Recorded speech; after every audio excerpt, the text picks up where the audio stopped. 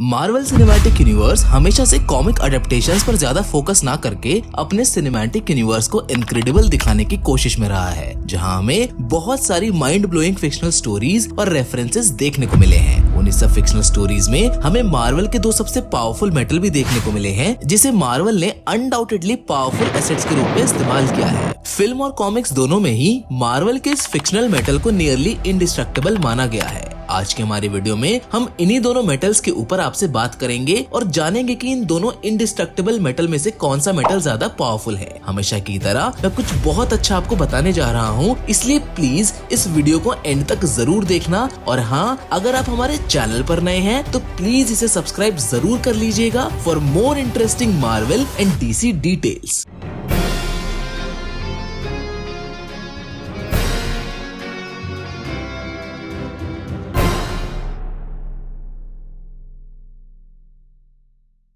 Vibranium के origin से हम सब वाकिफ हैं, जो मीटियोर के क्रैश होने की वजह से मिलियंस ऑफ इयर्स अगो अर्थ पर आया था। इसी वाइब्रेनियम की वजह से म्यूटेटेड रेडिएशन वकांडा की सॉइल और प्लांट में डिसॉल्व हो गई थी, जिसकी वजह से वकांडन पीपल को वो हार्ट शेप्ड हर्ब मिला, जिसने ब्लैक पैंथर को उसकी पावर्स दी। और जब वकांडन पीपल ने उस मेटल को सोनिक टेक्नोलॉजी से एक्सट्रैक्ट किया तो उन्हें ये भी पता चला कि इस वाइब्रेनियम से आर्किटेक्चर, क्लोथिंग, वेपन्स और दूसरे आइटम्स भी बना सकते हैं। यहाँ तक कि वाइब्रेनियम अपने नेचुरल प्रॉपर्टीज की वजह से काइनेटिक एनर्जीज को भी इजीली एब्जॉर्ब करने में सक्षम था। इन्हीं सब प्रॉपर्टीज और दूसरी सब एबिलिटीज की वजह से वाइब्रेनियम इतना स्ट्रॉन्ग है। लेकिन इतना स्ट्रॉन्ग मेटल होने के बावजूद भी उसके कुछ लिमिटेशंस हैं, जो हमें ब्लैक पैंथर के लास्ट सीक्वेंस में देखने को मिली थी। जिसमें से पहली ये है कि सोनिक टेक्नोलॉजी वाइब्रेनियम को वीक कर देती है, जबकि दूसरी लिमिटेशन ये है कि कोई भी एक्स्ट्रा टेरेस्ट्रियल मेटल वाइब्रेनियम को सीवियर डैमेज पहुंचा सकता है, जैसा हमें एंड गेम में देखने को मिला था, जिसमें थैनोस की ब्लेड ने कैप्टन की शील्ड को डैमेज कर दिया था। पर फिर भी अगर बात अर्थ के सबसे पावरफुल मेटल की करें तो शायद वो वाइब्रेनियम ही था,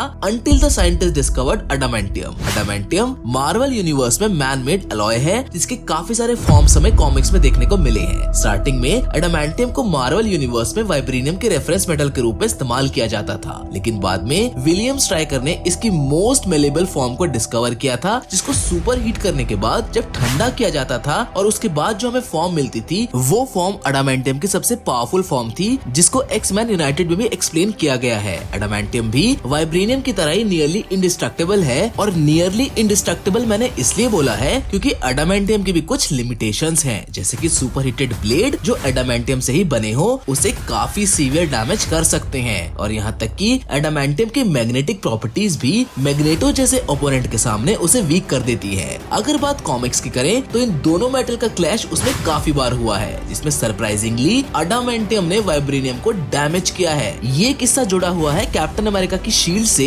जिसमें एडामेंटियम कैप्टन की शील्ड को डैमेज कर देता है। जबकि अगर हम फिल्म से कंपैरिजन करें तो वाइब्रेनियम ज्यादा ड्यूरेबल और अडेप्टेबल माना गया है। और तो और एडामेंटियम की प्रॉपर्टीज ज्यादा डेंस हैं, जिसकी वजह से एक्सट्रीम हीट उसे काफी डैमेज पहुंचा सकती है। पर वाइब्रेनियम के केस में सिर्फ सोनिक टेक्नोलॉजी उसे वीक कर पाती है। इसलिए अगर कंपैरिजन इन दोनों मेटल में हो तो वाइब्रेनियम शायद ज्यादा पावरफुल मेटल माना जाएगा। वैसे भी वाइब्रेनियम एक फॉरेन सब्सटेंस है जिसकी प्रॉपर्टीज मैजिकल है, और आपको ये जानकर हैरानी होगी कि इसी वाइब्रेनियम की वजह से कैप्टन अमेरिका वाले सुपर सोल्जर सीरम को भी बेस्ट बनाया गया था। इस कनेक्शन के रेफरेंसेस हमें कॉमिक्स में देखने को मिले हैं। खैर, ये एक अलग टॉपिक है, लेकिन अगर बात यहाँ वाइब्रेनियम और एडामेंटियम की करें तो वाइब्रेनियम श्योरली एडामेंटियम से ज्यादा पावरफुल मेटल है, जिसे अभी मार्वल यूनिवर्स में और ज्यादा एक्सप्लोर किया जाना बाकी है। So well that being said, आज के हमारे वीडियो में बस इतना ही। हमें आप कमेंट करके जरूर बताएं कि आपको इन दोनों मेटल में से ज्यादा पावरफुल मेटल कौन सा लगता है। और अगर आपको ये वीडियो पसंद आई हो तो प्लीज इसे लाइक, शेयर और हमारे चैनल को सब्सक्राइब करना ना भूलिएगा for more interesting Marvel and DC details. मिलेंगे आपसे एक और नई इंटरेस्टिंग कहानी के साथ, लेकिन तब तक के लिए